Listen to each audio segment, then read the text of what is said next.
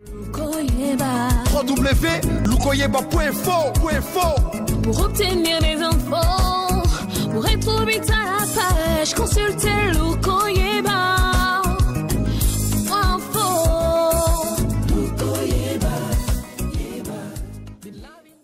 On a des pasteurs qui ont des partis politiques, on a également des prêtres qui prennent des positions politiques. Aujourd'hui, nous parlons de la position d'un homme de Dieu par rapport à la politique. Qu'est-ce qu'un homme de Dieu? Comment doit-il se comporter face à la politique? Pour en parler, nous recevons quelqu'un qui a également double casquette, d'un homme politique mais aussi d'un homme de Dieu. C'est le pasteur, le révérend pasteur Makolo Kotambola. Pasteur Makolo, bonsoir. Bonsoir. Ça me fait plaisir de vous retrouver dans la casquette des pasteurs, parce qu'il faut quand même qu'on se le dise, vous êtes pasteur. Oui, bien sûr que je suis pasteur. Pasteur par vocation. J'ai été appelé pour faire l'œuvre de Dieu, faire profession de servir Dieu. C'est un don que le Seigneur donne et des ministères pour le perfectionnement de l'Église. Ce qui ne m'enlève pas la casquette d'homme et de citoyen. En tant que citoyen, je dois participer au débat public. En tant que citoyen, je dois être respectueux des institutions. En tant que citoyen, je dois participer d'une manière ou d'une autre à la construction de notre devenir. Mais ce sont des notions qui peuvent marcher ensemble, parce que pasteur n'est pas antinomique de citoyen. On va en parler, pasteur citoyen, mais le problème c'est que vous, dans votre casquette des citoyens, vous avez quand même des prises de position et des camps qui frisent un peu un certain nombre de choses. Nous en parlerons d'ailleurs dans cette émission. Mais aujourd'hui, je vous reçois également dans votre casquette de pasteur. Je sais que mes téléspectateurs se disent Azara pasteur. Oui, Azara pasteur. Mais vous êtes pasteur de quelle communauté? Ça, il faut comprendre quand même les décors. Est-ce que vous avez une église? Est-ce que vous avez des gens qui viennent chez vous? Vous mangez la dîme comme les autres pasteurs? Vous travaillez dans quelle communauté? Je travaille dans une grande communauté qui s'appelle les Églises des Saints. Je veux tout de suite dire aux uns et aux autres, pour ne pas amener les gens à la confusion, c'est pas l'église des saints des derniers jours. C'est ça, oui. Mormons. Des Mormons. Non, ça c'est des assemblées des saints, conformément aux épîtres de Paul, qui saluaient les frères des églises des saints, dans les épîtres. Alors, j'ai cru à Kisangani, parce que je suis un actif de là-bas, et c'est là que j'ai commencé l'œuvre de Dieu. Je suis allé jusqu'aux extrémités de la terre, comme on dit. J'ai fait beaucoup dans les pays de l'Est, et puis après je suis allé en Europe, en Amérique et tout ça, annoncer la bonne nouvelle. Vous parlez des assemblées des saints, ça me fait penser à un ami à moi qui est pasteur aux églises des saints, qui est en Afrique du Sud, le pasteur Léonard Kabunda. Léonard Kabunda, qu'on est en train de saluer ici, qui nous suit à partir de Djoboua. Ce sont des hommes faits, des hommes que nous avons engendrés dans l'évangile. Alors, Makolo Kotambola, pasteur. Makolo Kotambola, homme politique. Pasteur, est-ce qu'un homme de Dieu peut faire la politique? Je parle de la politique active, où il prend des positions contre un certain nombre de groupes de gens. Est-ce qu'un homme de Dieu peut avoir votre casquette de communicateur de la majorité, qui prêche pour le camp de la majorité contre un autre camp? Est-ce qu'un pasteur peut aller solliciter les suffrages des gens et se battre contre ses propres membres? Est-ce qu'un pasteur, en clair, peut être un homme politique? Oui. J'ai dit tout à l'heure qu'il y a deux étages dans cette question. Le rendez-vous du ciel est un rendez-vous spirituel. Tandis que la participation citoyenne, c'est un rendez-vous terrestre. Même s'il est vrai qu'en tant que pasteur, on peut très facilement naviguer entre les deux. Vous me posez une question simple. Est-ce qu'un enfant de Dieu, un homme de Dieu, peut-il être acteur politique au quotidien? La réponse, c'est oui. Pourquoi? Vous savez, même Jésus, il lui est arrivé d'intégrer le débat politique de son temps. au point même qu'à un certain moment donné, on confondait ces multiples casquettes. C'est pas lui qui a dit à César ce qui est à César et à Dieu ce qui est à Dieu. Lui savait faire la part des choses, il n'y entre pas. Oui, mais si. C'est Christ qui disait à César ce qui est à César et à Dieu ce qui est à Dieu. C'était autour de quoi? C'était autour du débat lié à l'impôt. Et l'homme de Dieu, Jésus, a participé au débat sur est-ce qu'il faut payer l'impôt ou pas. Donc, la participation au débat citoyen est aussi quelque chose qu'un pasteur peut faire. Ça, c'est une chose.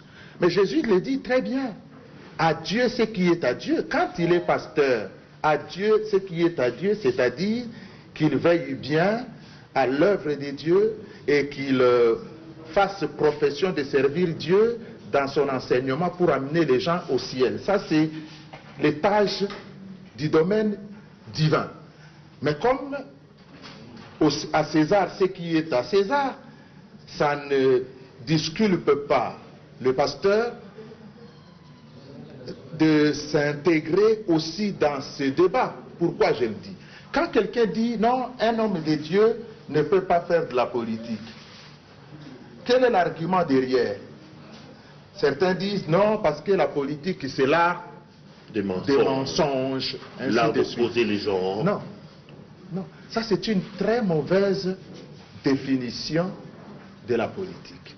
La politique c'est tout simplement l'art qui permet aux uns et aux autres de gérer leur cité, de gérer leur vie quotidienne. Donc ça n'est pas le mensonge, parce que le mensonge on le retrouve partout. Quelqu'un a dit non, le pasteur ne peut pas faire de la politique parce que la politique est du diable.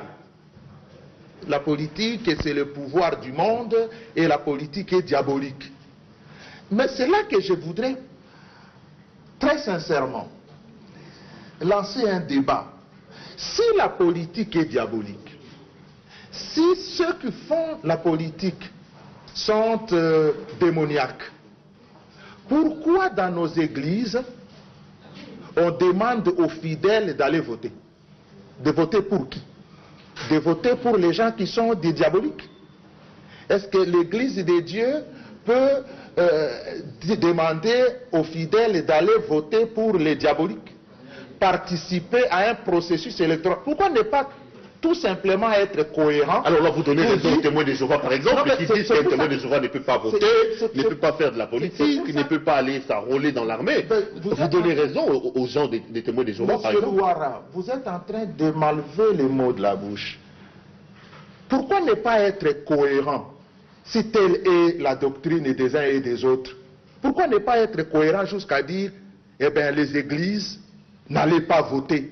Parce que si vous votez pour ces gens-là, eh bien vous votez pour Satan. Pourquoi toutes les églises participent-elles aujourd'hui au processus d'élection? Et même l'église catholique voudrait qu'on leur donne la tête de la CENI pour organiser le processus électoral. Organiser le processus de vote de qui? De vote des sataniques.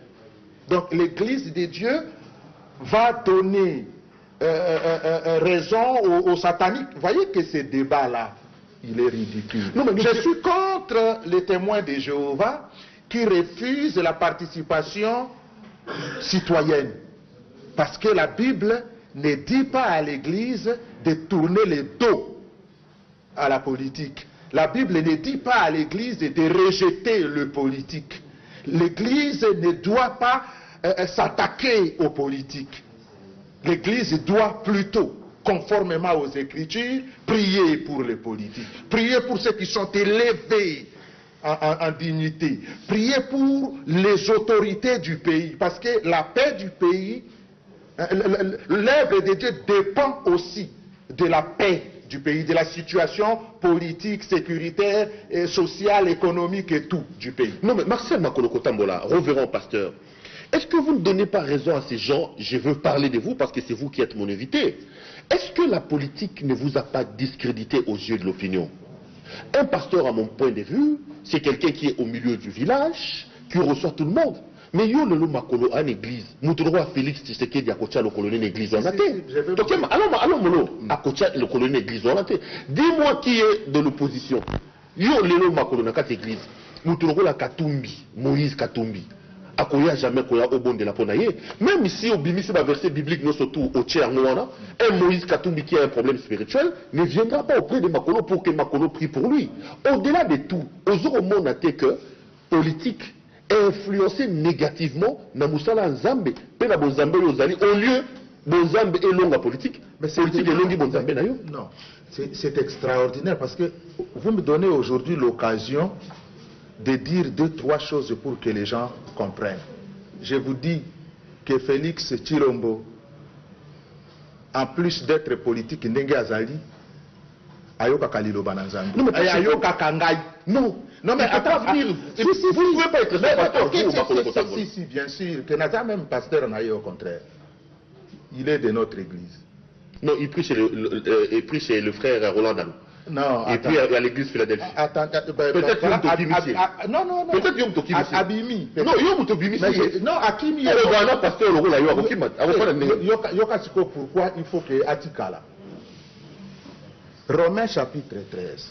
Naïna Kendanayo, de manière tout à fait claire, Oyebake, dans la Bible. Nzambe a pesa nzela na église et kota opposition contre les rois. Et que les gens qui sont dans l'opposition contre les rois sont sous la malédiction. Et quand quelqu'un se détermine là, comme ça devient très intéressant. Opposant, conformément à la Bible, écriture nazo tanga siko na lingi bandeko batanga na biso elongo. Romains chapitre 13. Donc je veux dire que les gens qui se déterminent comme opposants, Bible boyi bango. Bible condamné bango. Romains chapitre 13, nazo banda partie à verset à liboso. Que toute personne soit soumise aux autorités supérieures. Car il n'y a point d'autorité qui ne vienne de Dieu. Et les autorités qui existent ont été instituées de Dieu. C'est pourquoi celui qui s'oppose à l'autorité résiste à l'ordre que Dieu a établi. C'est pourquoi celui qui s'oppose à l'autorité résiste à l'ordre que Dieu a établi. Et ceux qui résistent attireront une condamnation sur eux-mêmes. Ce n'est pas pour une bonne action, c'est pour une mauvaise que les magistrats sont à redouter. Veux-tu ne pas craindre l'autorité? Fais le bien et tu auras son approbation.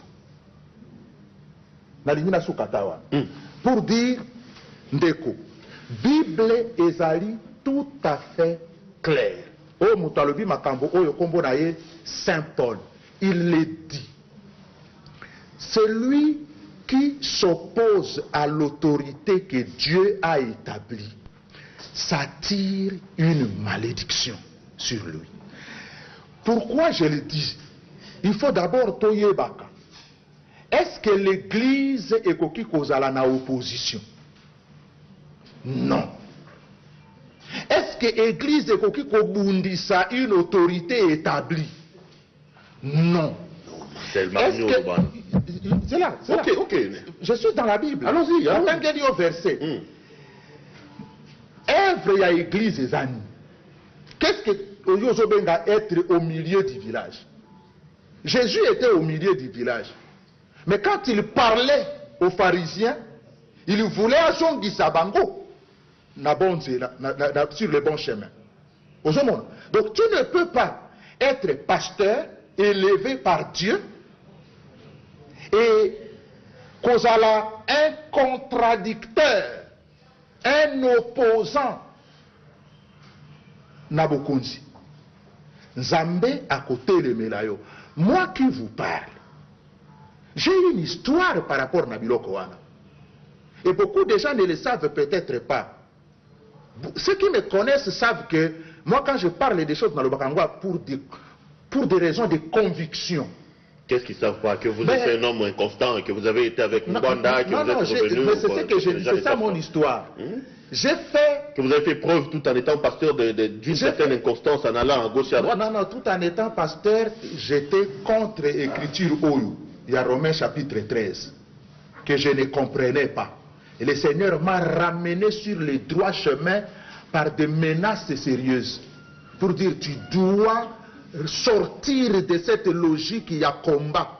Et c'est le Seigneur qui a fait que vous deviez pratiquement un Sankara et Natala Kukomodi à Kinshasa, parlant du pouvoir, même si le pouvoir agit mal, c'est le Seigneur qui vous a demandé de soutenir aveuglément. Je vous laisse le temps parce que bon... Non, il faut me laisser le temps pour dire, le pouvoir, ce qui est Tamboli Mabé, au lieu ya kobundisaye, ya kobenga bato basala ba marche, ya kobenga ba manifestation pour ba buka ba bâtiment.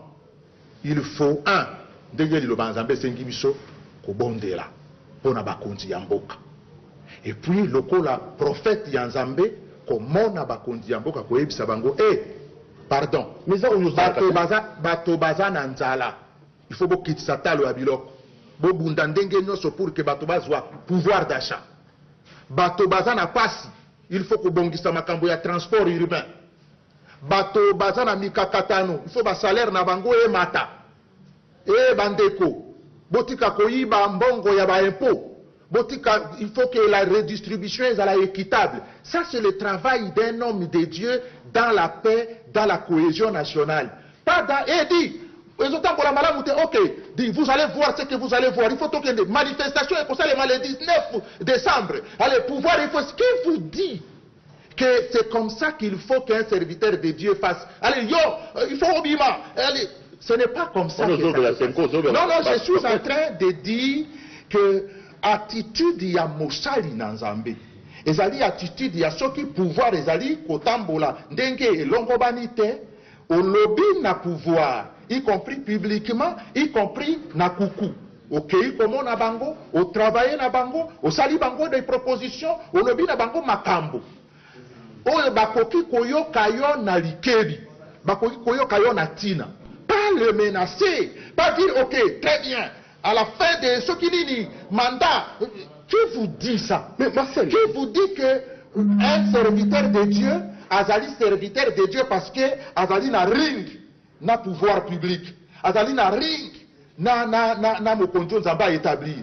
J'ai lu Romains chapitre 13. Toute autorité vient de Dieu. Et celui qui s'oppose à l'autorité, Azali Kobundi Sanzambe. Pasteur Marcel, mais vous avez dit là, ce n'est pas moi. Attendez. C'est Dieu qui le dit à travers ses serviteurs. Dans la Bible, nous avons vu beaucoup de serviteurs de Dieu s'opposer aux hommes d'église. Qu'est-ce que vous allez dire d'un prophète comme comment il s'appelle, j'ai oublié, prophète Saoul? C'est lui qui a établi Saoul, comment il s'appelle? Prophète Samuel.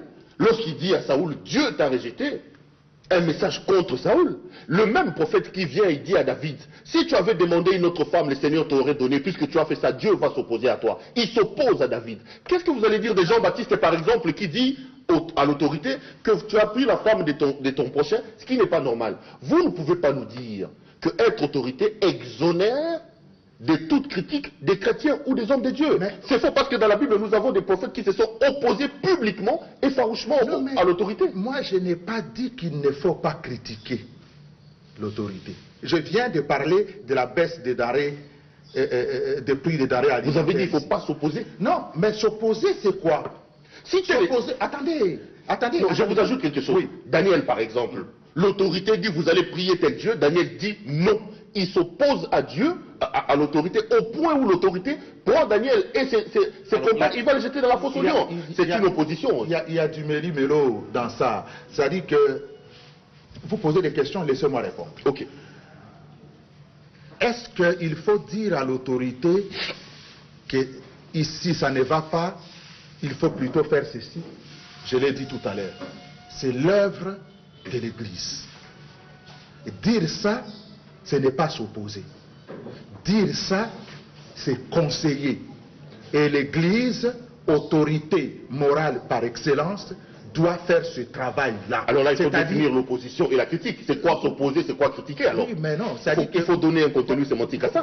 Voilà ce qu'on appelle opposition en tout cas du point de vue de certains hommes de Dieu qui estiment qu'il faut briller par cette attitude arrogante de s'attaquer frontalement aux hommes publics et de les menacer, y compris à travers des marches. Un serviteur de Dieu ne peut pas être derrière sa chair, lancer un communiqué demandant aux foules d'être dans la voie publique un certain jour avec un mot d'ordre de manifestation pour chasser quelqu'un du pouvoir. Non, attendez. Qu'est-ce que vous allez dire d'Élie, par exemple? Non seulement qu'il s'oppose, non seulement qu'il menace l'autorité, mais il prie, empêchant même la pluie de descendre parce que l'autorité n'a pas écouté. Marcel Makolo-Kocham. Il y a des choses. Est-ce qu'il y a pire que ça dans la menace? Non, parce que vous citez Daniel, vous citez Élie. Nous sommes dans un pays où l'autorité donne l'autorisation à toutes les églises de prier sans problème. Il n'y a pas un problème d'opposition entre l'église et l'autorité établie sur le plan de la doctrine biblique. Aucune autorité de ce pays n'a empêché à une quelconque église de faire profession de sa foi. Nous ne sommes pas dans les cadres soviétiques où on s'attaquait aux chrétiens quelque part. Nous sommes un pays où l'autorité établie et même, en tout cas, un certain nombre d'entre les hommes publics de ce pays sont protestants, catholiques, et ainsi de suite. Il n'y a aucun problème de religion, de débat religieux autour de quoi que ce soit. L'État soutient l'Église. Il n'y a aucun problème. Personne n'est persécuté dans ce pays pour des raisons de conviction religieuse. Personne. Il y a de la liberté. Alors, il ne faut pas comparer ça avec Daniel. Parce que Daniel s'est opposé au roi parce que le roi refusait le nom de l'Éternel et le Dieu des armées. Et ici, dans ce pays, il s'est opposé. Oui. Il s'est opposé au roi. Oui. Pourquoi? Daniel, serviteur de Dieu, sur une question donnée, il s'est opposé au roi. Pas sur une J'adore la verbe. Non. Sur la question de la religion, c'est une question de débat de société. Non, il s'oppose. C'est vous qui l'avez dit. Parce que là, c'est le rôle de Daniel de dire au roi, Dieu est le véritable roi. Les jours où le gouvernement du Congo osera s'attaquer à l'Église et refuser que l'Église fasse profession de sa foi en Dieu, et demander à l'Église d'aller vers les statues, d'aller vers les puissances magiques, d'aller vers les puissances démoniaques, ces jours-là, même moi qui vous parle, je m'attaquerai à ce type d'autorité parce que celle-là ne respecte pas l'ordre que Dieu a établi. Et à l'époque d'Élie? Et Élie? Oui, mais c'est ce que j'ai dit. Et Daniel et Élie, j'ai évoqué cela pour vous dire combien votre exemple ne cadrait pas avec ce dont on parlait. Ce qui est ici, à l'ordre du jour, en tout cas mon propos, c'est de demander aux églises, aux pasteurs, que je respecte énormément, aux prêtres, aux évêques, de faire leur travail. Si une autorité est établie par Dieu, notre rôle en tant que serviteur de Dieu, c'est d'aider cette autorité-là à aller du bon côté du chemin. Mais de ne pas se mettre dans la logique de s'attaquer à cette autorité et même de demander aux foules de chasser cette autorité. Ça ne se passe pas comme ça, ça n'est pas l'œuvre de Dieu. Révérend Marcel, vous ne voyez pas que ce que vous dites là, on peut également vous l'opposer. Si le pasteur, le prêtre, l'évêque ne peut pas s'opposer à un homme de Dieu demandant à la foule de sortir, vous non plus ne chantez pas l'autorité, vous non plus ne faites pas l'élu de l'autorité. C'est là le problème justement où on s'est dit, alors, ne faisons ni l'un ni l'autre, restons dans notre logique qui est dans la prière. Alors, je vais vous dire... Parce que vous, aujourd'hui, vous passez pour les chantres de l'autorité, et vous êtes connu pour être communicateur, laudateur du président et du régime. Oui. Plus qu'un pasteur. Si, regardez, je vais vous dire. Un jour, une dame vient voir les prophètes. Le prophète lui demande, mais qu'est-ce qu'il y a? Voulez-vous que j'aille parler de vous au roi? Le prophète n'est pas l'ennemi du roi. Le prophète peut être l'intermédiaire entre le peuple et le roi. Le prophète peut amener les doléances du peuple auprès du roi. Le prophète est au-dessus du roi, à mon avis. Attendez, je suis en train de vous parler des principes. Ok. Ce que j'ai dit ici, ce sont des principes. Les uns et les autres peuvent s'écarter des principes, il faut les ramener du côté des principes. C'est le travail que nous faisons par pédagogie ce soir, tous les deux. Le principe veut que le roi et le prophète travaillent ensemble. Le principe veut que le roi et le prophète soient complices, en tout cas pour le bien, pour l'intérêt général. Le prophète doit servir le roi. Le prophète doit être au service du roi. Le prophète peut être l'interprète du roi au peuple. Regardez la vie de David avec les souverains sacrificateurs de son temps. Parfois, David envoyait les souverains sacrificateurs de son temps pour faire l'une ou l'autre chose. Et même les souverains sacrificateurs du temps de David pouvaient aider David à s'approvisionner, y compris en pain, et en pain de proposition. Donc il y a toujours complicité entre les chefs du peuple et l'homme qui vient servir Dieu au milieu du peuple. Il faut d'ailleurs que cela soit comme cela. Mais s'il y a antagonisme, voilà ce que j'appelle opposition. Critiquer ne signifie pas l'antagonisme. On peut critiquer quelque chose dans le sens d'améliorer avec amour, avec fraternité. Mais rentrer dans un climat d'antagonisme, rentrer dans une relation de combat, c'est ce que la Bible ne recommande pas à l'Église. Moi, quand je suis du côté du président de la République, d'abord, c'est Dieu qui fait une chose pareille. Et mon travail à moi, c'est de faire strictement comme je le dis en aparté. C'est mon travail. Je suis d'ailleurs désolé de le dire comme ça. C'est mon travail, y compris de prier, y compris de parler, y compris de prêcher, y compris de faire des recommandations dans un cadre plus discret. Mais s'il est nécessaire de le faire publiquement, pourquoi ne pas le faire? Et je le fais toujours. Mais la différence, c'est que il y a des gens qui profitent du pouvoir d'une manière ou d'une autre, mais qui essayent par populisme de fomenter des choses dans la société pour créer l'antagonisme. Eh bien, l'Église ne doit pas participer aux antagonismes.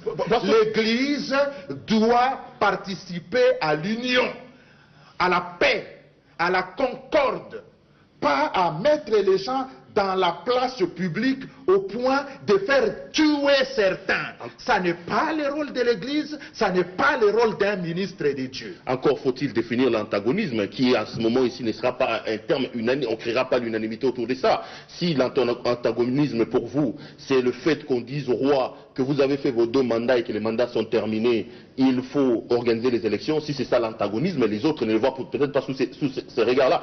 On a levé ce débat ici. Mais ce débat ici, revenons. Ce débat ici ne se pose pas dans ce pays. Il n'y a aucun chef public dans ce pays qui refuse qu'il y ait organisation d'élections. Quand vous, pasteur, vous tweetez, vous dites que Dieu vous a dit, malgré la fin de ce mandat, que c'est lui qui doit rester président de la République. Vous dites que les débats, il n'y en a pas. Article 70, alinéa 2. Non, mais la Bible, allez dans la Bible. Si nous sommes dans la Bible, vous avez dit que Dieu vous a dit que le président Kabila doit rester là, alors qu'il a fini ses 2 mandats. Vous dites qu'il n'y a pas de débat autour de ça. Attendez. Ne fuyez pas. Attendez, les mandats sont terminés, je suis d'accord. Logiquement, en attendant l'élection du prochain président, en attendant l'installation effective du prochain président, que dit la Constitution? Article 70, alinéa 2. À la fin de son mandat, la Constitution dit, à la fin de son mandat, le président reste en fonction jusqu'à l'installation effective du nouveau président élu. Vous ne pouvez pas être du côté de ces églises-là qui professent une transition sans Kabila, alors qu'au terme des prescrits constitutionnels, il y a l'article 70 alinéa 2 qui veut que pour que Kabila parte, il lui faut un successeur installé démocratiquement. Mais vous n'avez pas d'élection. Comment chasser Kabila alors que l'élection de son remplaçant n'est pas arrivée?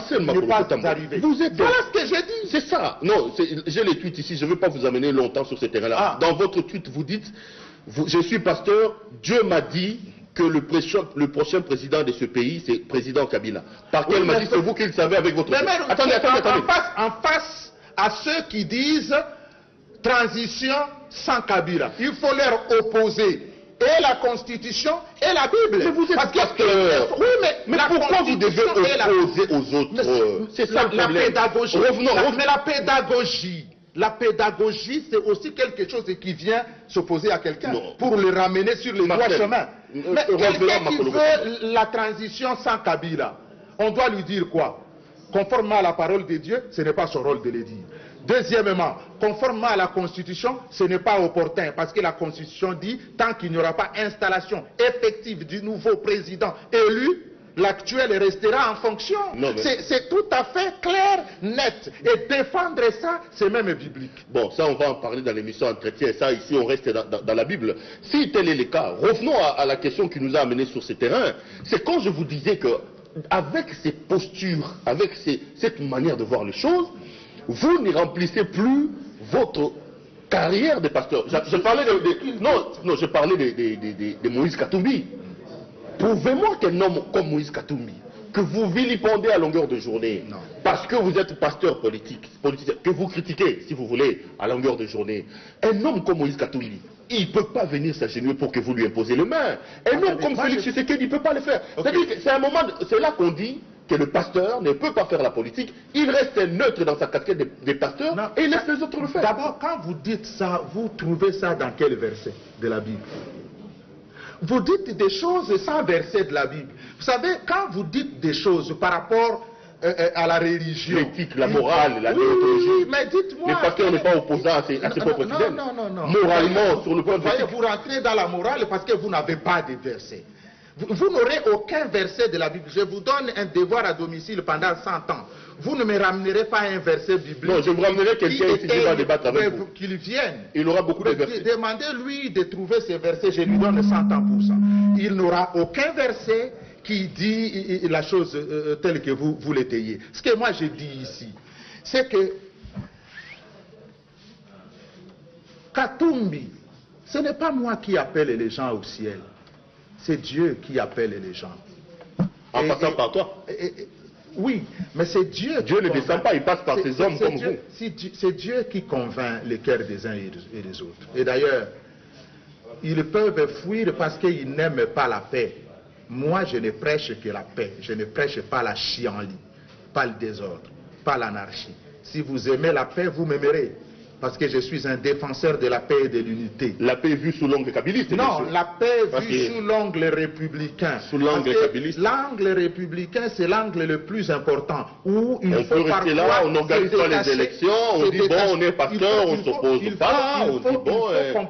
Il faut comprendre que l'intérêt général vaut mieux que nos étiquettes partisanes et que nos religions, que toutes ces choses-là. Nous devons aimer l'autre, nous devons respecter l'autre et surtout respecter l'intérêt général. Ça, c'est plus important. Ce que moi je dis ici, c'est que les uns et les autres doivent comprendre. Moi, je ne suis pas de cette église qui croit que, allô, le 19 décembre, nous, c'est la clique des évêques et archevêques. Nous demandons aux gens de déferler sur les avenues de Kinshasa et de toutes les grandes villes du pays pour montrer au régime que nous ne l'aimons plus. Ça n'est pas un discours qu'on doit tenir dans une église où on prépare les gens à aller au ciel. Parlons-en justement, parce que j'ai comme l'impression que c'est un terrain. Les évêques catholiques, puisque vous en parlez, hein, les évêques de la Cinco avaient dit qu'ils allaient donner un mot d'ordre. Selon les informations, ils ont donné un mot d'ordre. Ils appellent la population à manifester pour l'organisation des élections le 19 décembre prochain. Mais Marcel Makolo Tambola, c'est que les évêques font. Des hommes valeureux comme Martin Luther King l'ont fait, pasteur de son État, devant une situation pas bien de l'autorité, il a appelé les gens sortis. Des gens comme Desmond Tutu, Monseigneur Tutu, a fait ça. Les autorités avaient mis en place une politique qui ne marchait pas. Mais vous allez reprocher quoi aux évêques alors que nous avons des exemples légion, et dans l'histoire de la Bible, et dans l'histoire moderne, où les hommes de Dieu se sont élevés contre une certaine anarchie ou contre une certaine manière de voir les choses. Vous savez, ce qui me surprend, c'est qu'à un moment, vous prenez les choses dans l'histoire, mais vous les découpez en morceaux, et vous prenez juste les morceaux qui vous conviennent, en ne tenant pas compte du contexte historique. Vous parlez de Martin Luther King, que j'aime, mon frère. Martin Luther King était dans quelle logique? C'était dans la logique ségrégationniste où les Noirs n'avaient pas de droits civiques, où le pouvoir public refusait de donner le pouvoir civique aux Noirs. Refusait. Là, ce n'est pas un débat religieux. Hein? Non. C'est un débat des citoyens, mais un nombre de Dieu. Parce que vous avez dit on ne peut s'opposer que lorsque nous sommes dans un débat religieux. Mais Luther s'est opposé à l'autorité. Et vous dites que vous l'aimez. Non, c'est pas comme ça que j'ai dit. J'ai d'ailleurs dit qu'un serviteur de Dieu doit participer dans le débat citoyen. C'est là que je suis d'accord avec Luther.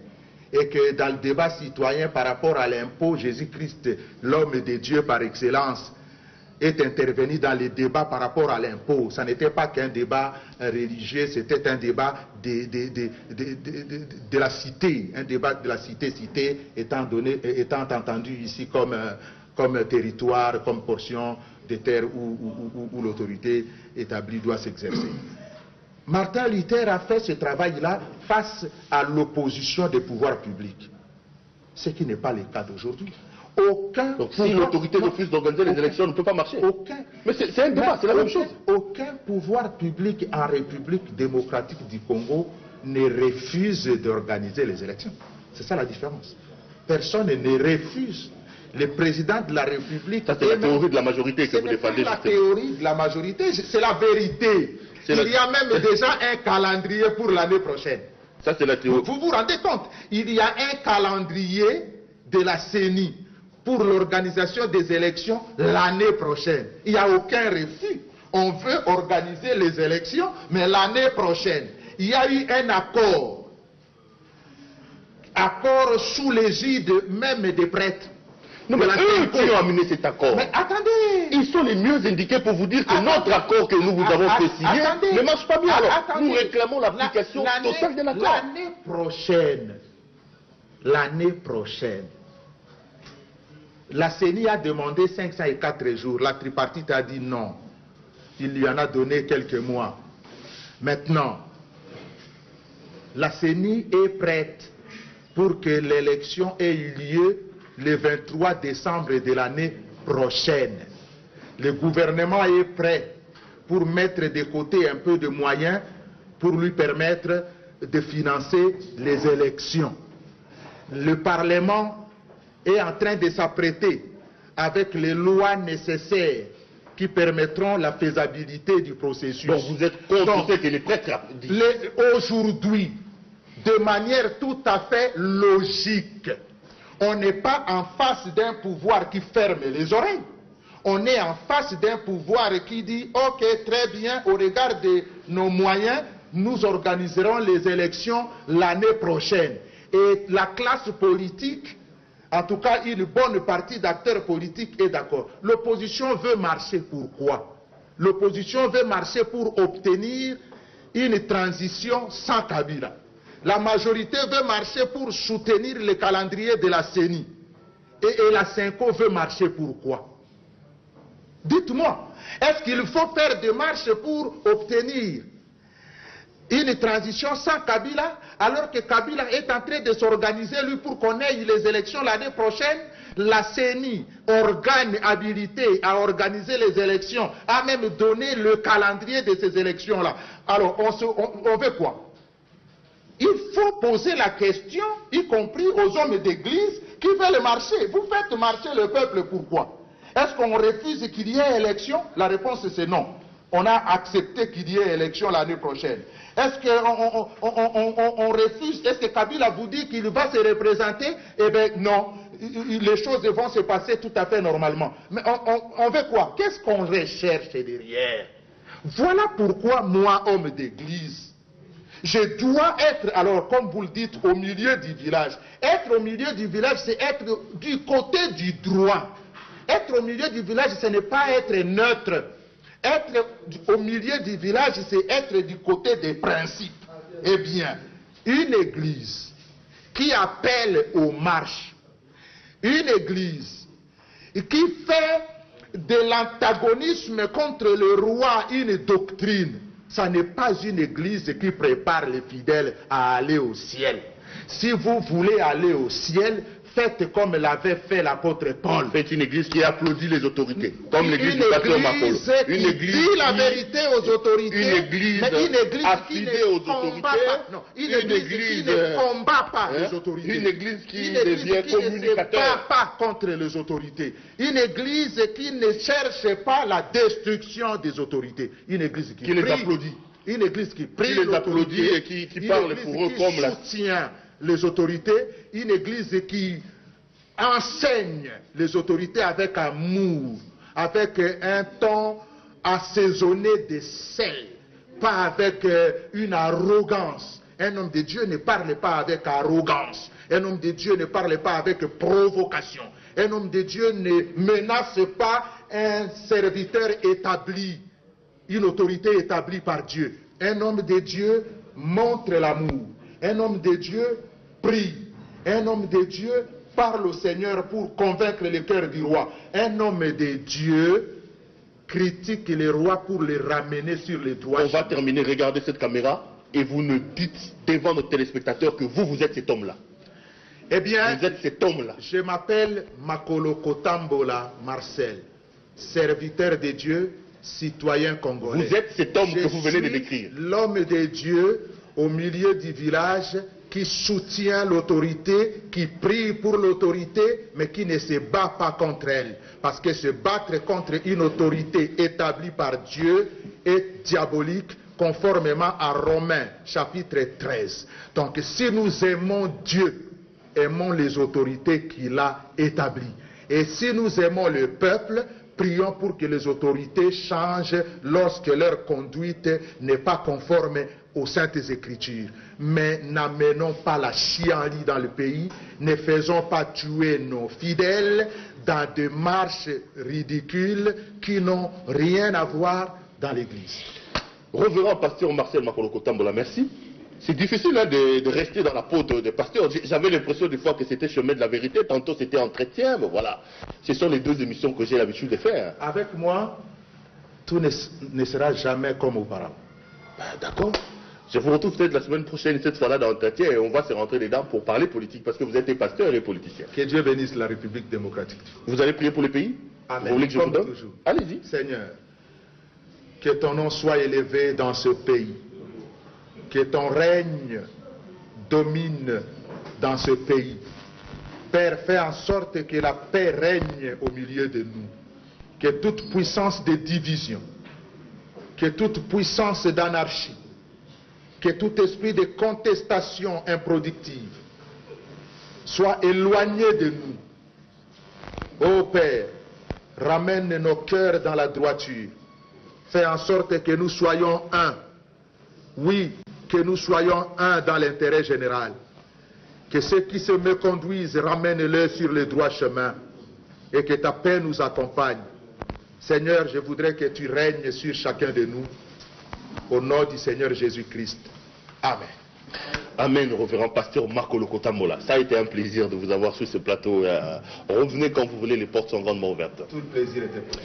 Madame, Monsieur, cette émission est complètement terminée. Merci à l'équipe technique qui a fait un travail remarquable pour nous permettre d'entrer en contact avec vous. Giscard Njoko et je ne sais pas l'autre personne, ils étaient les deux derrière les caméras. Serge Kabongo était à la technique. Pour une fois, Krakovic, Dave Moulamba, le professeur Krakovic était à la supervision, coordination et réalisation de cette émission. Je vous retrouve la semaine prochaine à la même heure et sur la même chaîne. Bonsoir et grand merci à vous de nous avoir suivis. Pasteur Makolo Kotambola, merci d'être venu. Merci à vous.